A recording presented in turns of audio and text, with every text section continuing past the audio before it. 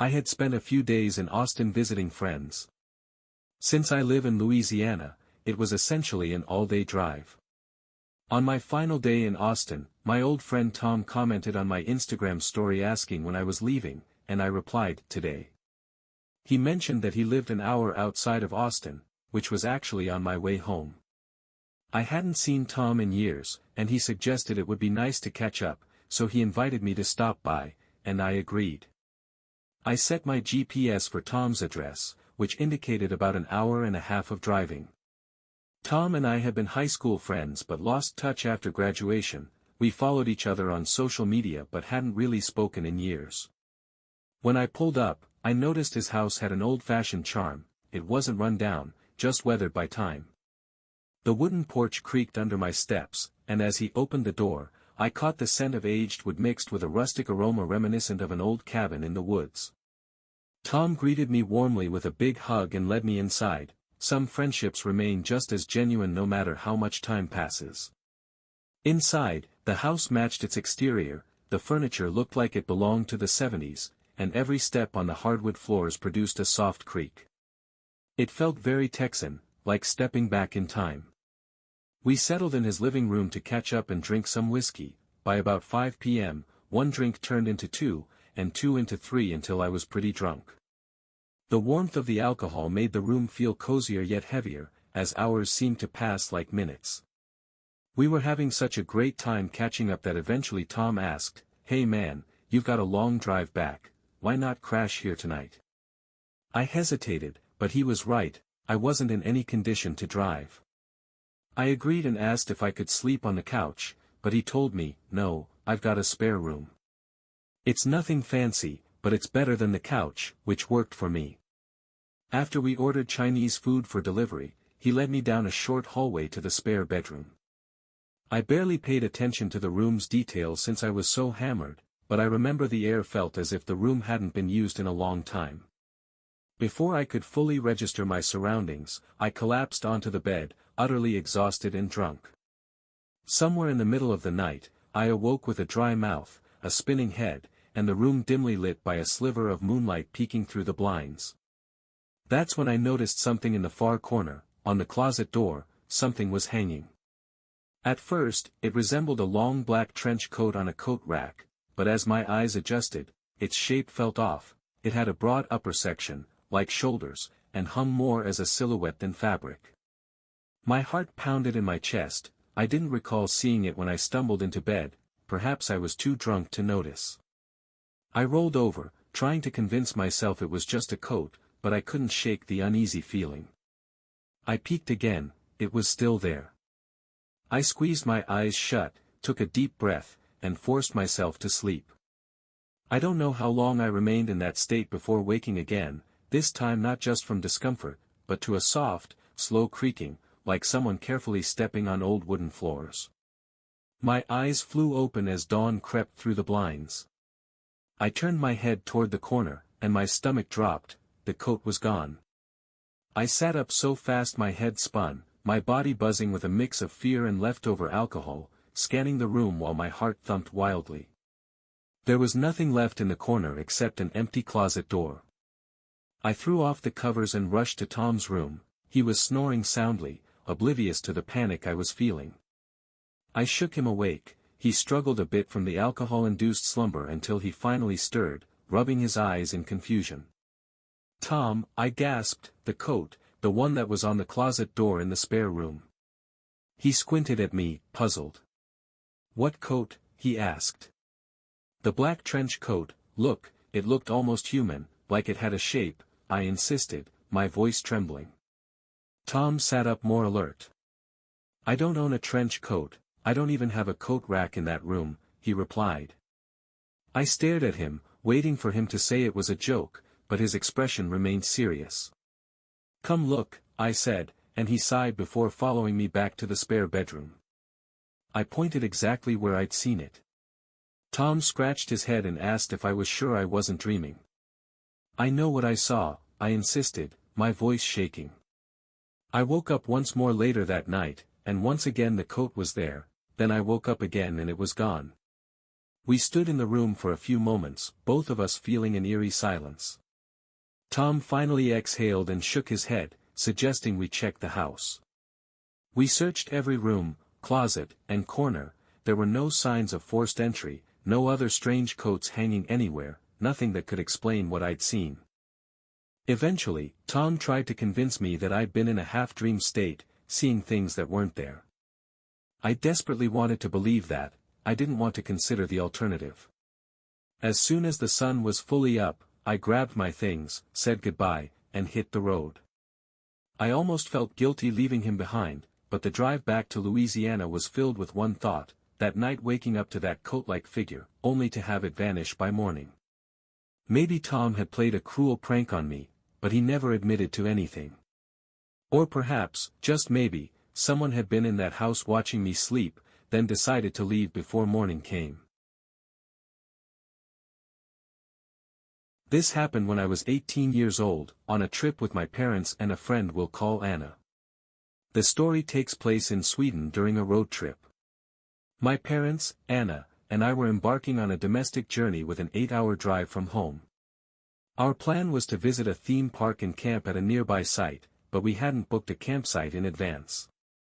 We arrived in the city where the theme park was located, intending to visit it the next day, so we needed a place to sleep. Since we had brought tents in our car, my dad searched online for a nearby campsite. He found one that seemed good and close by, so he called the campsite. Unfortunately, that day coincided with a big soccer tournament, and the campsite was fully booked. Since we hadn't reserved a spot, there was no space available for us. My dad called around, but we couldn't find any reasonably priced campsites near the theme park. Our only option was to find a natural camping spot. We set our GPS to the nearest parking area in a forest to avoid parking fees. Eventually, we discovered a spot in a nature reserve.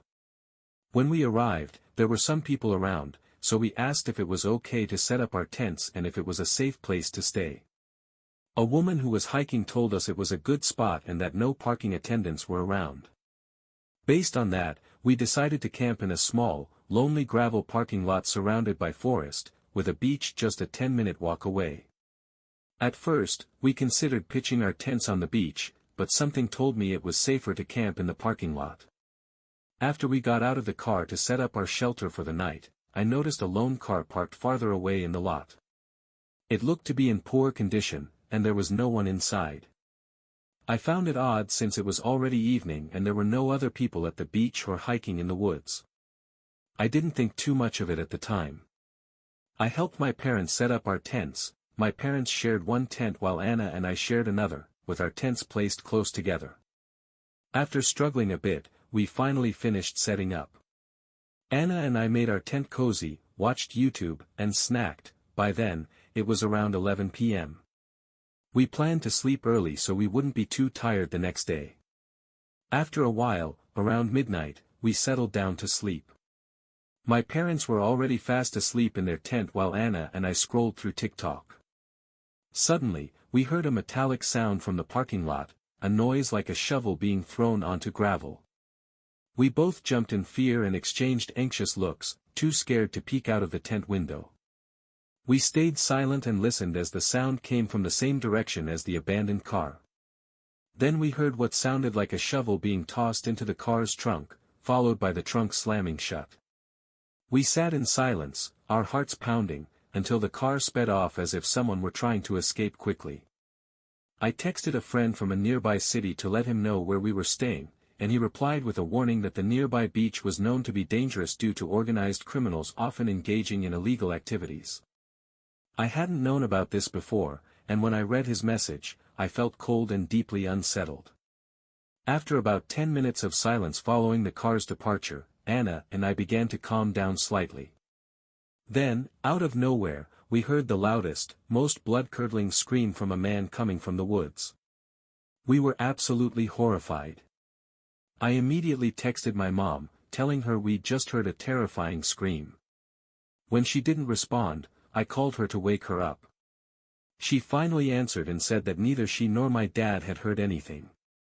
She reassured me that it was probably nothing serious, but at that moment, I couldn't think of any normal reason for such a scream.